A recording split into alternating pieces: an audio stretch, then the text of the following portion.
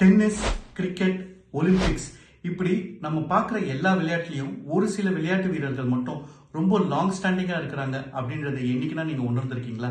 அதுக்கு காரணம் அவங்களே அவங்களுக்கு ஏற்படுத்திக்கிட்ட ஒரு செல்ஃப் ஹீலிங் ப்ராசஸ் அப்படிங்கிறது தாங்க. இந்த செல்ஃப் ஹீலிங் ப்ராசஸ்னா மேபி அவங்களுக்காக ஏற்படுத்திக்கிட்ட ஒரு சுய சடங்கு முறை அப்படின்னு எடுத்துக்கலாம். ஆண்ட்ரி அகாசி அப்படின்னு சொல்லிட்டு ஒரு டென்னிஸ் பிளேயர் இருந்தார். அவர் ஆரம்ப காலகட்டத்தில் ரொம்ப ரொம்ப கோவமா இருப்பார், பேட்டை தூக்கி அடிப்பார். அதுக்கப்புறம் அவரே உணர்ந்தாரு, நான் இந்த மாதிரி கோவமா இருந்தேன்னா இனிமேல் தொடர்ந்து விளையாட முடியாதுன்றதை உணர்ந்துட்டு ஒவ்வொரு செட்டு முடிஞ்சதுக்கு அப்புறம் அவர் ஒரு குறிப்பிட்ட இடத்துக்கு இன்னேல் எக்ஸேல் பண்ணிட்டு பிரீதிங் எக்ஸசைஸ் பண்ணிட்டு அதுக்கப்புறம் அவர் விளையாட ஆரம்பிச்சாரு. அவரோட லெகசி ரொம்ப லாங் ஸ்டாண்டிங்கா இருந்தது.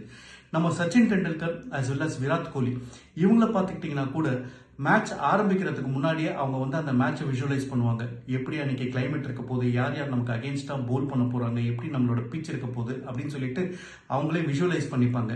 நம்மளுடைய ராகுல் டிராவிட் அவர் என்ன பண்ணுவாருன்னா மேட்ச் ஆரம்பிக்கிறதுக்கு 1 மணி நேரத்துக்கு முன்னாடி ரூம்ல கதவை சாத்திக்கிட்டு யோகா பண்ணுவேன் அப்படின்னு சொல்லியிருக்கிறேன். செல்ஃப் ஹீலிங்க்கு நான் சில ஐடியாஸ் கேப்ஷன்ஸ்ல கொடுத்துருக்கிறேன். நீங்க லாங் ஸ்டாண்டிங்கா உங்களுடைய துறையில இருக்கிறதுக்கு என்னென்ன செல்ஃப் ஹீலிங் ப்ராசஸ் ஃபாலோ பண்றீங்க கமெண்ட் பண்ணுங்க.